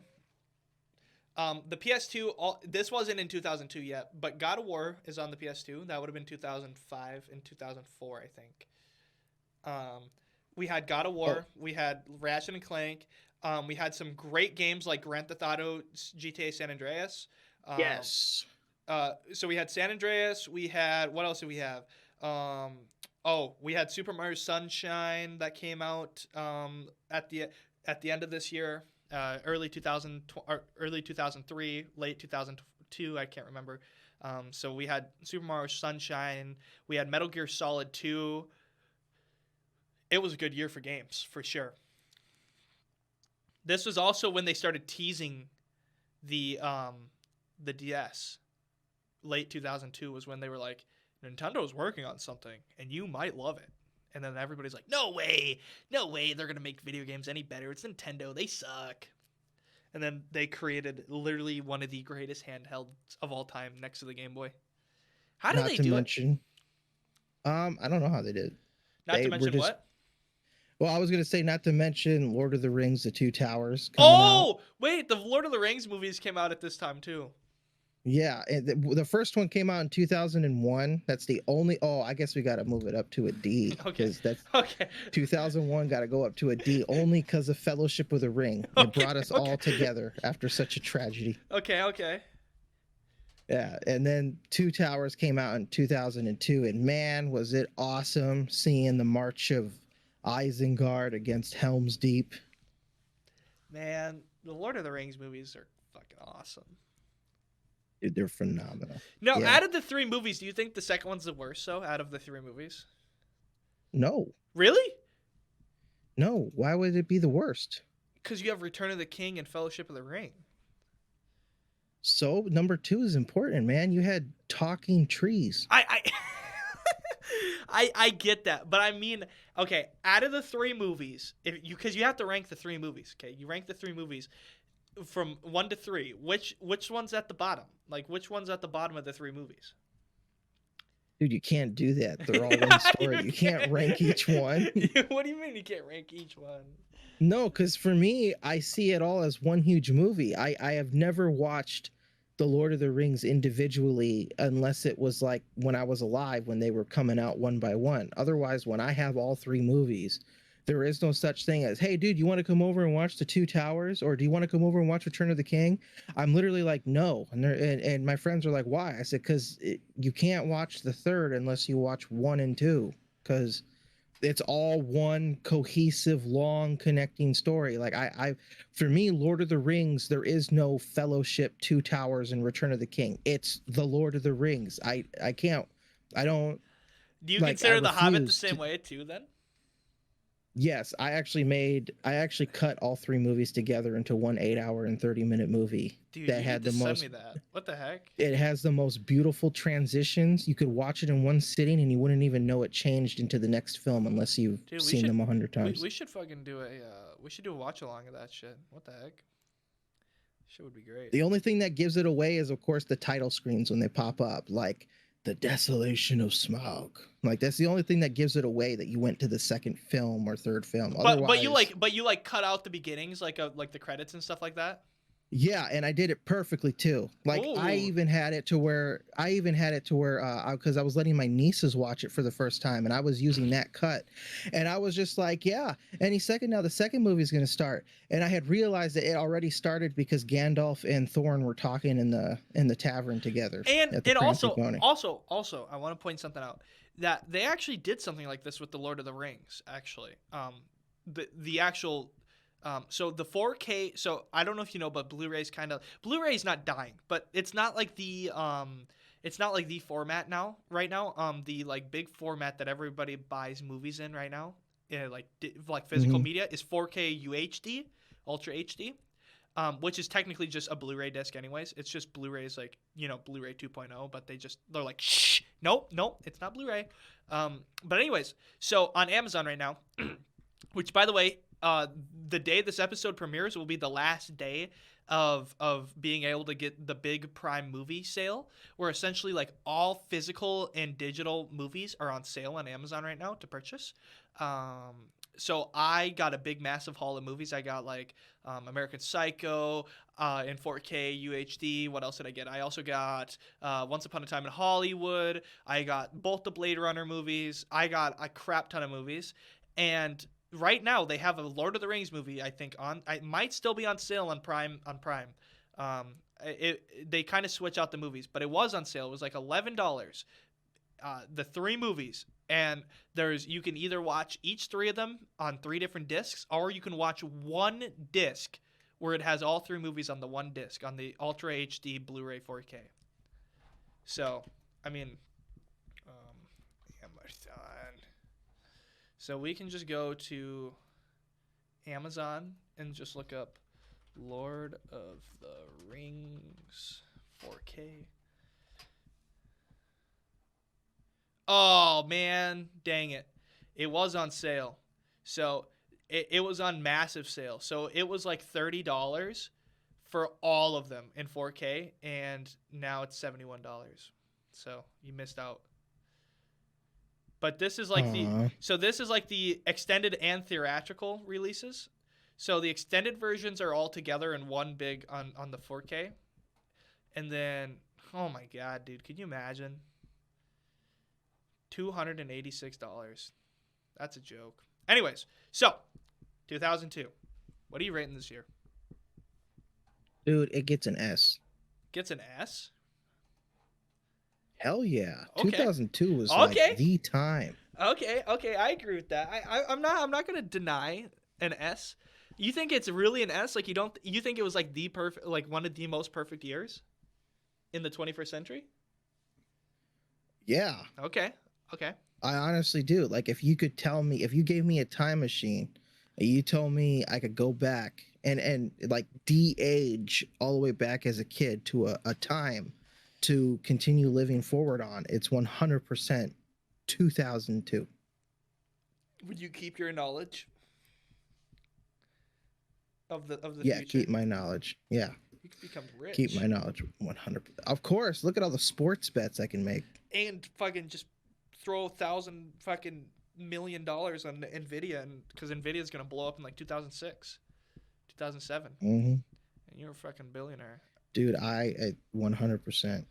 Somebody's got to have a time machine. Like, there's no way, right? There's time travelers. Okay. Anyways, 2003. I'm getting close to when I was alive. I won't start doing any till 2005. So you got 2 more of just you. How was it? How was 2003? I mean, it was all right. I mean, the only thing memorable from it was we got Bruce Almighty finding Nemo, and 28 days later, because I remember how traumatized I was at 28 days later. And then of course, you know, like it and Dumb and Dumber. Oh. But like the second one, the really crappy one nobody likes. But it's kind of like, you know, it's a year. It's a year. Like I don't know. Like it's a year. Okay, so to be honest, you're thinking like a C? Like you think it's like 2000 worthy? Like, do you think when you think of 2003, do you think of it on just a little bit lower level than 2000? kind of. Yeah, it's a year. Okay. We'll do that middle of the road. Okay. 2004.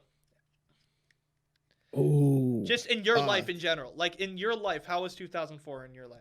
dude, 2004 was amazing. This is when Return of the King came out, and I got to go see that in theaters, even as a kid. Man, that was amazing. 2004, Halo 2 came out. Ooh, Halo 2. And my brother had an Xbox, right? And I had the PlayStation. He had the Xbox. Man, that dude, I was staying up all night watching him play jelly? it. Like I wasn't jelly. I was actually enjoying him play it because screw Xbox. And like, you know, the controller is crappy. Yeah. And then we had one, I think it was 2004. I could be wrong, but I think Mortal Kombat Deception had came out. Maybe that's 2005. I'm bad with Mortal Kombat release dates until 2008.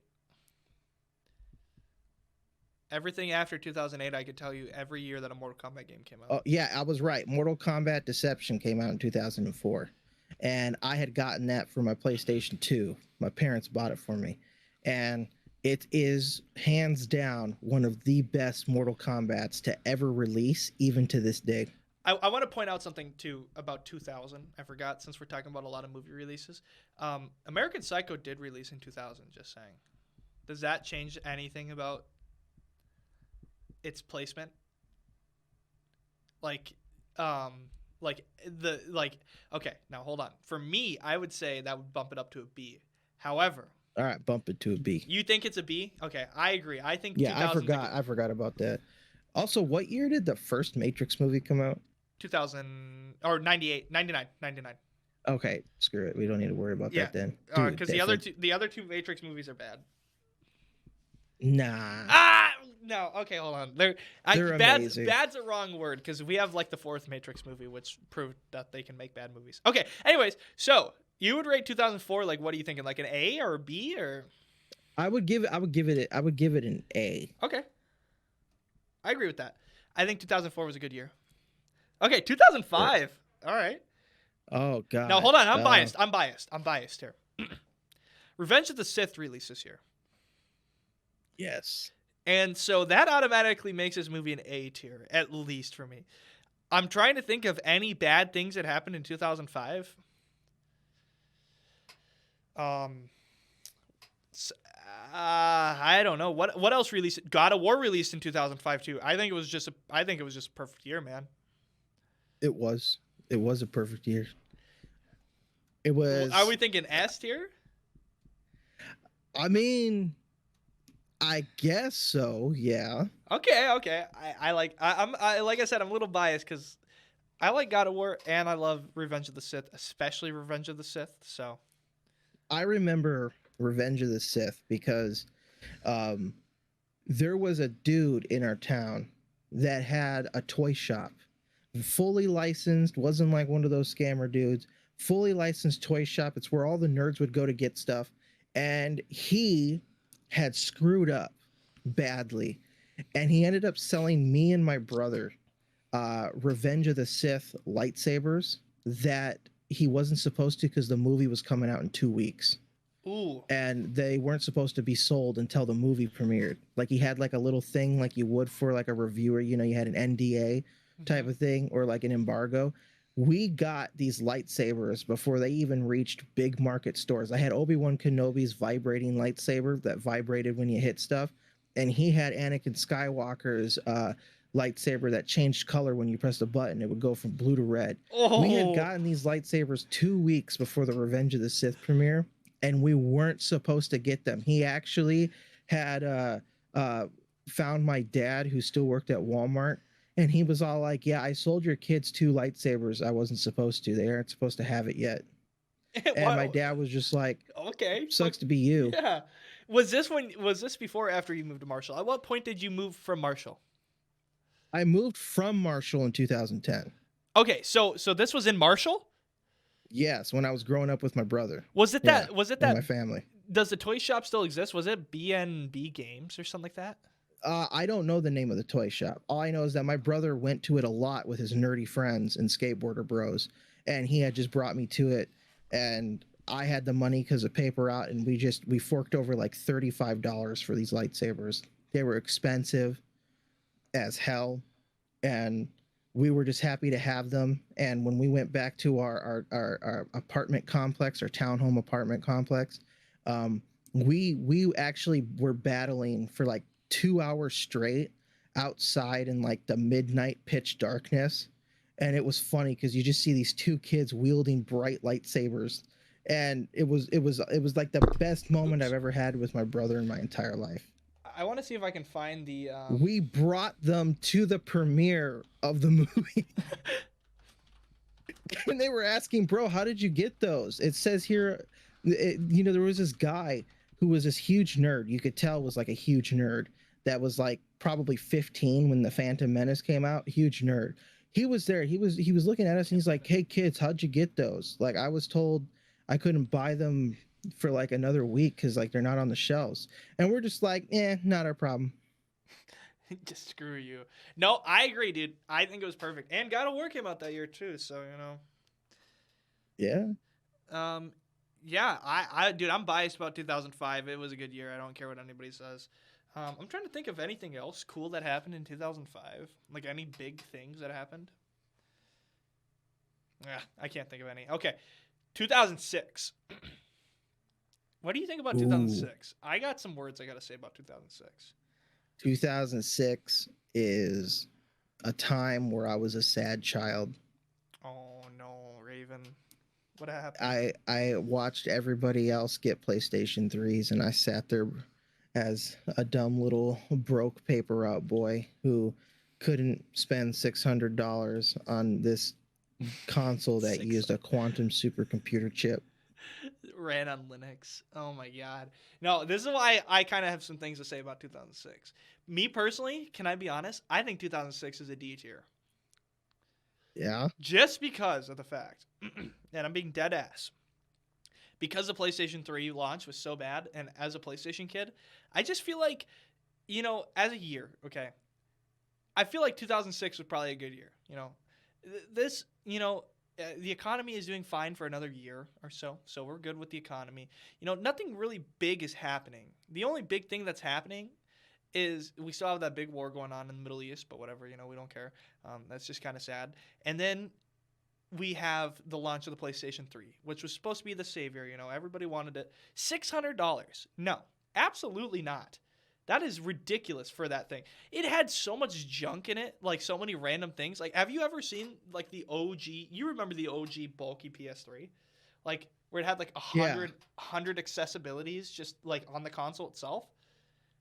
It also released a year after the Xbox 360 too. So, me personally, I think this was just a sad time for me. I wasn't even hardly. I was barely. I was just a 1-year-old, chilling, hanging out when the PS3 launched. So, I don't remember it, but I just know it was a sad time. Also, I love the PS3 though, so that's why. That is so sad to hear, bro. 2007, my first memory. Ah. This is the launch. Hey, to be fair, Linkin Park dropped a great album this year. Yeah. Yeah. Transformers launched this year. Yes. Dude, I was so happy for Shia LaBeouf's Transformers. Okay. Honestly, as a year, how was this year for you? This year was good. I would say it's like a B. You think it's a B? I agree. I think 2007 was like the calm before the storm. Whoops. Yeah, it's a B to me. It's a B. It's the calm before the storm because 2008 is about to become like might be our first D or our first F. Yeah. Now, okay, here's why. Hear me out. Want to talk about Mortal Kombat games releasing? DC versus Mortal Kombat released this year. And oh, really? yeah, and it was bad. The economy went into a recession. Obama became president, which I guess wasn't like the worst thing. So, but still, Obama became president. What else happened this year? Oh God. Okay, hold on. No. Wait. I don't think this will be F. The Dark Knight released this year, and also Iron Man released this year too. That's true. Those were like the saving graces of this year. Yeah, I remember the Iron Man premiere. I walked to the theater, and then afterwards, because he made it look so awesome, I actually walked to Burger King for a burger. I walked to Burger King, then because in the movie, the first thing he said when he came back from escaping the Middle East cave that he was in was he wanted a cheeseburger, and it shows him getting Burger King. And I was like, bro, I love Burger King. So after the premiere of the movie, I actually walked 8 miles to Burger King, got myself a full meal, ate up on it, and then walked home and got food poisoning. From Burger King, dude, that is the most Burger King thing I've ever heard. I really wanted it. I just absolutely needed it. I go and get it, and I fucking get food poisoning. I shit my pants. Yeah, it was funnier. I woke up at like 2 a.m. sweating, dying, dizzy, 103 fever, sitting on the toilet without any clothes on, fucking just trying. Exactly. Oh my God, dude, I hate that. Dude, I hate being sick. You know it's bad when like you take all your clothes off and you're like, please, mouth, don't throw up. Just for the love, just go out the other direction, dude. You know? Yes. Like, just please. But no, Iron Man and The Dark Knight, dude, we were kind of blessed. Like, think about, this was a good time for movies. Okay, we had The Dark Knight, we had the final of the Spider-Man trilogy, and then we go into Iron Man. Like, that is a crazy 3-movie stretch. Like, it is. We are so blessed. Like, honestly, man, I think that saves it. I think that puts it into C. What do you think? Yeah, that puts it into C. I agree. I think that's a very good C tier. There was a lot of bad things that happened in 2008, but I think it got saved. What else happened in 2008? Dude, okay, I just gotta say this. The only thing that made 2008 memorable and fun was, funny enough, everybody's overreactions to the election. Yes, it was the most hilarious thing I had ever witnessed as a kid. Because I didn't have my own bedroom at this time. Okay, we moved from the townhomes into a duplex, and there weren't enough bedrooms, so I basically slept in the living room every day. And I would cycle through all the news stations, every single one, Fox News, MSNBC, CNN, everything possible. And I would just watch everybody talk about the elections and all the dumb crap that they say, no matter what mouth it came from. And it was so hilarious that I was seeing people treating the election as if it was like the next huge Super Bowl game that was going to define humanity, and that people were going around kicking down each other's political signs. People were spray painting names on people's houses for putting up the sign of somebody they didn't like. It was like the most funniest thing I had ever witnessed in my life, because I've never seen such like a weird hysteria around an election at all, in the way that the political landscape had changed. Like, to me, it was actually, I was just sitting back in my my figurative lawn chair, and I was just like eating popcorn, watching these people fight over an election because of how the last 8 years with Bush had went. It was the most funniest thing I ever witnessed in the world. Have sexual relations with that woman. Like South Park. South Park oh my God. Did not exaggerate. For some towns, maybe they're like, that didn't happen, but for my town that I was in, South Park did not exaggerate the way people celebrated when Obama won. And it was the most hilarious episode of South Park I ever watched, because I never grew up watching South Park. I only watched South Park in 2020 for the first time.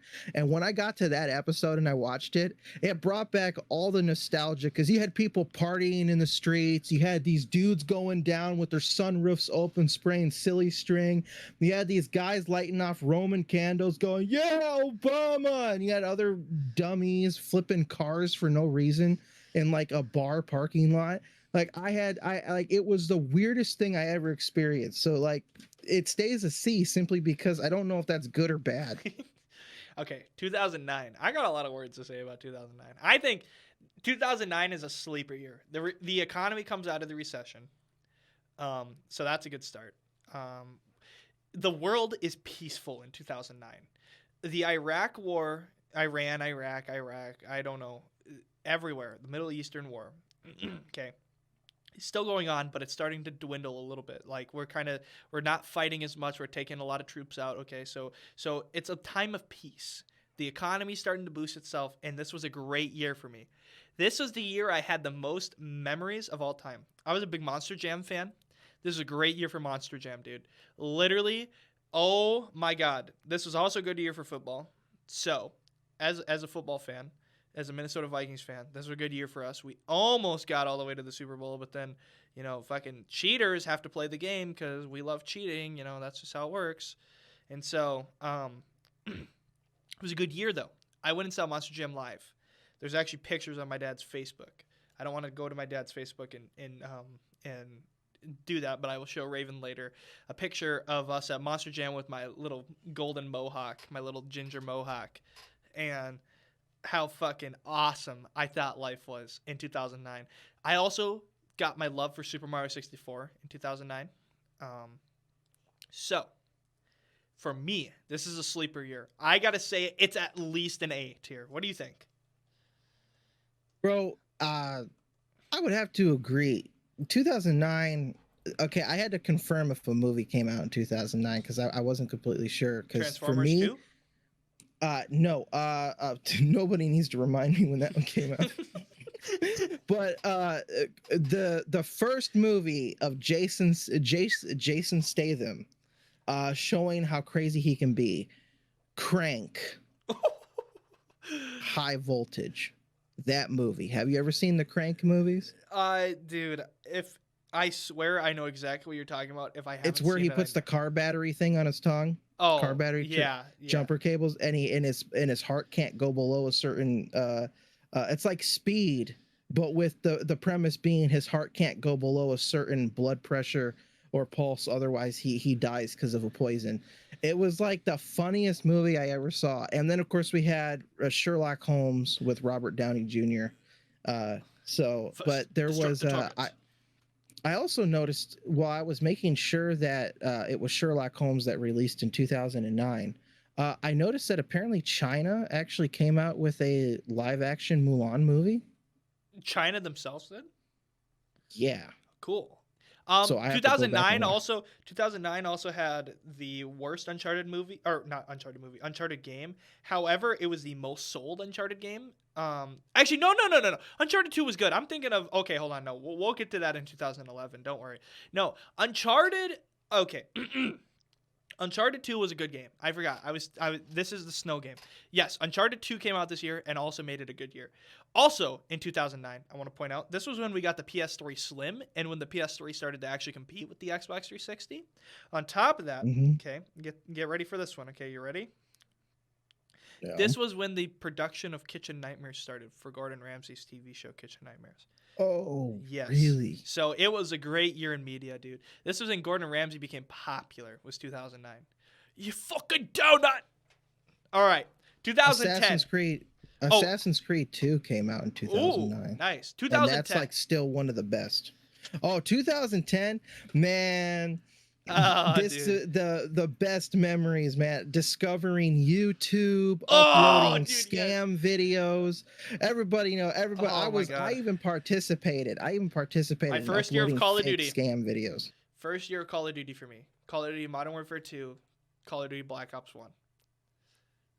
This year. Yes. Dude, okay, hold on. Hold the phone. I might expose myself on my YouTube here. Just give me a sec. I uploaded a video about a website where if you earned enough points, you got free stuff, and I faked a hack for it using the inspection tool on the browser I had because it wasn't Chrome. And I was getting people to sign up with my referral link to the website so that I could get a bunch of shit free. I was actively scamming people on YouTube. It was hilarious. Okay. This was my childhood in 2010. Butchie Kid videos, for everybody who can see this. Butchie Kid videos was the shit. You've probably never seen this. Man, these pain in the ass aching apes ain't too athletic. Look at him. He's horrible. Hey, you suck. Damn, that's gonna leave a mark. Dude, as a child, you don't understand. In 2010, Brian, dude, you don't understand how great those videos were. Man, YouTube, oh my God. What do you think, S tier or A tier? I would say S tier. It was the start of something amazing. Okay. Wait, we don't have 2010 on here. This is 2011. I swear we have a 2010 one, don't we? There we go. You think an S? Oh, yeah. This was the start of something good. Okay, I agree. With the little helpers right up there. 2011. Oh, man. 2011 was a good year. This is when I got into Call of Duty Zombies. That's what makes it a good year. No, dude, you don't understand. Zombies was my life for like 10 years after this. Until like 2020. Other things that came out in 2011. Call of Duty Modern Warfare 3. Uncharted 3, which was a horrible game, but it was still a very popular game. The PS3, the Super Slim, the one that was like really affordable, that was like $190 that everybody's like, no way! That came out this year. It was a good year for video games. It was a good year for movies, too. And also, I think this was when Linkin Park had an album for they did another song for, because wasn't there a Transformers movie that dropped this year, or is that the year after? 2012. 2011 or 2012? Which one is 2012. Okay, yeah. And then 2014 or 2015 is Age of Extinction, right? 2014 is Age of Extinction, yeah. Okay. No, 2011 I think was a good year. What do you think about 2011? Dude, I love 2011. Why do you love 2011? Because it came after 2010. Okay, so everything after 2010. Okay. It's the year right after 2010 where like you're still riding the high of the year before. So I guess nothing in it made it super great. It was just it came on the high of 2010. To be fair, Green Lantern dropped this year though. Okay, it's F now. Ringo dropped this year. What else dropped this year? I don't even know. Dude. Oh, Drive with Ryan Gosling. That was a good movie. That's got to mean something, right? You know? I guess. So what do we think? An A? Because it's not as good as 2010, but it was still good? Like better than 2009 or below 2009? Below 2009. Okay. 2012. Oh boy, this was a year. We had another election this year. This was literally like Goldwater versus fucking Reagan 2. Like this was nobody, like Mitt Romney was just a horrible candidate to go against Barack Obama. I 100% agree. It was like there was no way he was going to win. So that was just funny to see Mitt Romney style. Remember that? Mitt Romney style. Gangnam Style this year too? Yes, Gangnam Style, because there was some prophecy by Nostradamus that said that I'm going to butcher the hell out of it because I haven't read it in a very long time, but it was something along the lines of when the galloping horse goes through 7 rings, something end of the world, and Gangnam Style was the first one to reach 1 billion views on YouTube, which had, the rings and the thing, and he was galloping in the video. So Nostradamus predicted Gangnam Style, but yet the end of the world part didn't happen. Nostradamus predicted Gangnam Style. on the seventh day of the 2012th year AD, a Korean man will forever change Western culture's idea of Korean pop. He actually made K-pop popular in the West. I just want to point this out. So like Japan was already becoming popular thanks to like Cartoon Network and anime and stuff like that, you know, like they were making it popular. Okay. So like Japanese culture, but Korean culture wasn't really popular. And then all of a sudden we had this influx of Korean music, Korean movies, Korean TV dramas. And now like everybody's obsessed. Like so many people, not everybody, but so many people are obsessed with like K-pop and stuff like that. Thanks to him. So it started something good, but also bad. I feel like 2012 was a cool year. This is the year Call of Duty Black Ops 2 released too, which has got to mean something. The mass hysteria of people thinking the world was going to end. Yes. The Coney scam. What was that? Where people, I forget the dude who ran the scam, but essentially there was this propaganda being spread around about this African warlord named Coney, and that he was abducting children and doing bad things to them, and that we were raising money to save the children that Coney had, and that we wanted to take down this African warlord. And then it turned out that this African warlord didn't exist. Okay. People bought into the mass hysteria of it for no reason. Okay, so where are we ranking this? Like B or? Dude, the memes. And everything, yeah. Like, I don't know. Some part of me just because, A. Okay. There you go. Now, here's the deal. We're running a little long here, and I also have to take a call. Okay, not like right now, but in like in a minute, I'm gonna have to take a call from my boss. Of my other podcast, of the Career Pathways podcast, which by the way I'm plugging on here. So since this is running we're exactly at like the time I'd want for our hour and like 46 minutes, I think what we should do is we should end it here for the podcast, and we'll do an after dark. If you want to watch the extra, we'll do like a Beastcast after dark where we'll do the rest of them. How about that? Sounds good. All right. So thank you guys for watching. If you want to watch the rest of them, there will be a link in the description below to the Beastcast After Dark, which will probably just be on my YouTube channel anyway. So it'll just be, you can just essentially just click the next video to watch the rest of it. But thank you guys for watching the podcast. Thank you guys for sitting here all the way through us, through all of our crappy takes, through all of our cool stuff. We hope you enjoyed listening to us. Our numbers on Spotify and Apple are through the roof right now. I don't know what happened, but we are like up like 550%, which is amazing. So thank you guys for listening. Check out this show anywhere you get your podcast. Make sure to leave us a beautiful review. Raven, how many stars should they leave us? 5 stars. 5. Yes, sir. 5 stars. So leave us a 5-star review. Say, hey, I love the podcast. And wherever you're getting your podcast, just tell your friends, family, tell anybody. We'd love to have you. We'd love to have you join us. All right. Well, I guess I'm signing off. Raven, you got anything else you want to just quickly add? No. All right. Catch us on the Beastcast After Dark to see the end of our tier list and where we rank the best years of the 2010s. All right. Ciao. This broadcast is sponsored in part by Lyon College and also sponsored in part by KILT Radio.